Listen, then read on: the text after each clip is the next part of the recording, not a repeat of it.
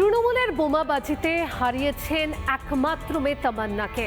একটার পর একটা করে দিন কেটে যাচ্ছে, কিন্তু এখনো বিচার পাননি তামান্নার মা। বিচারের আশায় দিন গুনতে গুনতে চরম সিদ্ধান্ত নিয়ে ফেলেছেন তিনি। একসঙ্গে অনেকগুলো ঘুমের ওষুধ খেয়ে অসুস্থ হয়ে পড়েছেন মৃত তামান্নার মা। আর এই ঘটনার পরে পুলিশের বিরুদ্ধে সুর চড়িয়েছে বিজেপি।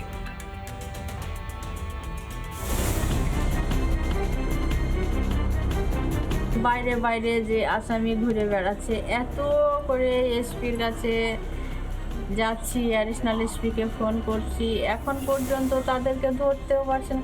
সবাই বলছে কবিদের উড়াচ্ছে, এই আছে ওই আছে, অথচ পুলিশে ধরতে পারছে না, ওদেরকে ধরতেও পারবে না। ওদের হুমকিতে আমাদের জীবনটা কাটবে।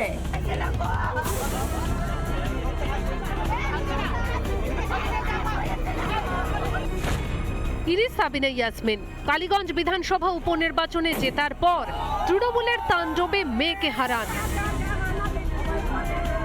একটা টেনশনের মধ্যে আছে, মেয়েটাকে হত্যা করা হয়েছে, মানে বোমা মেরে মেয়ে দেখা গেছে। সেই সব আসামিগুলো এখনো বাইরে আছে। অনেক মানুষ এসে বলছে, আলোচনা করছে যে ভিতরকার আসামি ছাড় হয়ে যাবে, পুলিশ ওদের কিছু করতে পারবে না। সব যে একটা আতঙ্ক, আমার মেয়েকে মেরে ফেল দিয়েছে, আমার উপর হামলা করবে, আমি আমার মেয়ের কাছে লড়ছি। এই যে একটা টেনশন, এই যে একটা চাপ, উনি সহ্য করতে পারেনি।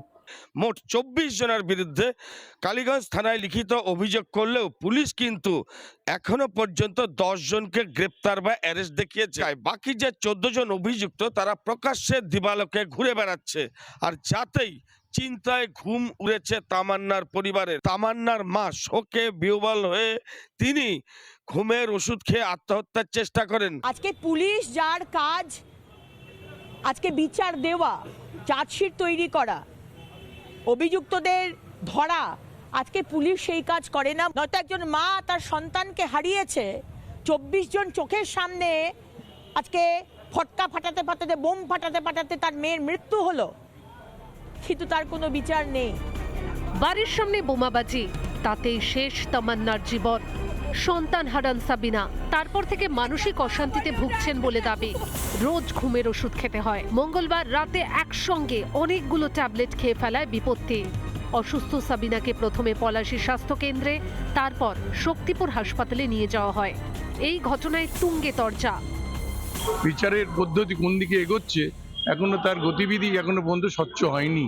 সুতরাং এটা আচমকা উনি করছেন, তার শারীরিক কারণে হয়তো কোনো ওষুধ খেতে গিয়ে তিনি এটা করলেন না, এটা আত্মহত্যা করতে গিয়েছিলেন, এটাও বিচার্য বিষয়। পশ্চিমবাংলায় কখনো এখানে হচ্ছে যে অন্যায়ের বিচার হয়নি। অন্যায় যারা করছে তারা হচ্ছে বহাল তবিয়তে ঘুরে বেড়ায়। যত রকমের দুষ্কৃতকারী বলছে আমরা সব দিদির লোক। শাসক দলের সঙ্গে থাকলে কি খুন করেও ছাড় পাওয়া যায়? তাই কি 6 মাস পরেও অধরা তামান্না খুনের 14 অভিযুক্ত? নানা ধরনের কন্টেন্ট দেখার জন্য লাইক করুন, শেয়ার করুন আমাদের ফেসবুক পেজ, সাবস্ক্রাইব করুন আমাদের ইউটিউব চ্যানেল। পাশাপাশি অন্যান্য ব্রেকিং নিউজের জন্য অবশ্যই চোখ রাখুন রিপাবলিক বাংলায়।